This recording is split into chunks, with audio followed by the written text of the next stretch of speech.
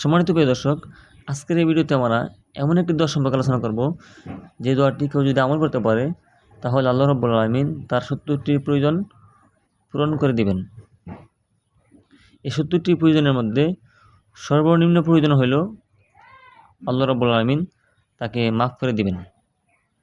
সুবহানাল্লাহ।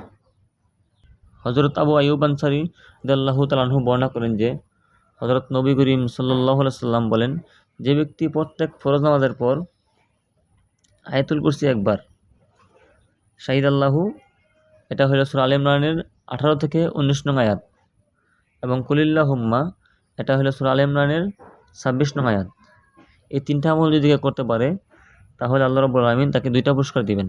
1 নম্বর পুরস্কার হলো আল্লাহ তাআলা তার সব গুনাহ মাফ করে দিয়ে তাকে জান্নাতে স্থান দিবেন। সুবহানাল্লাহ। এর চেয়ে পুরস্কার আর কি হইতে পারে? তার জীবনের সমস্ত গুনাহ মাফ করে, তাকে ক্ষমা করে দিয়ে তাকে জান্নাতে স্থান দিবেন। 2 নম্বর পুরস্কার হলো তার 70টি প্রয়োজন মিটাবেন।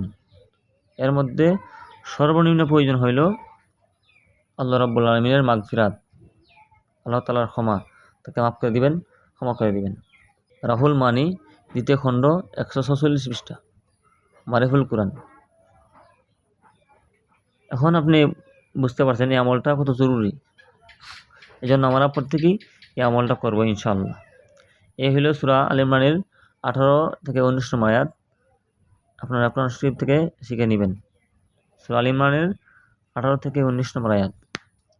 এবং দ্বিতীয়টা হইল কুলিল্লাহুম্মা, হইল আলে ইমরানেরই 26 নং আয়াত।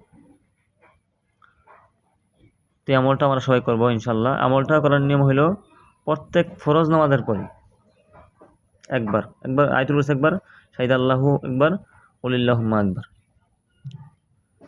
এটা মনে রাখবেন, আয়াতুল কুরসি একবার, শাহিদ আল্লাহু একবার, কুলিল্লাহুম্মা এটা একবার। কোন সময়? প্রত্যেক ফরজ নামাজের পরে। ফরজ নামাজ শেষ করার পরে এই আমলটা করবেন। তো ইনশাআল্লাহ এই ফজিলতটা আমরা লাভ করতে পারবো। তো আল্লাহ রাব্বুল আলামিন আমাদের সবাইকে এই আমলটা করার তৌফিক দান করুক। আমিন। আসসালামু আলাইকুম ওয়া রাহমাতুল্লাহি ওয়া বারাকাতুহু।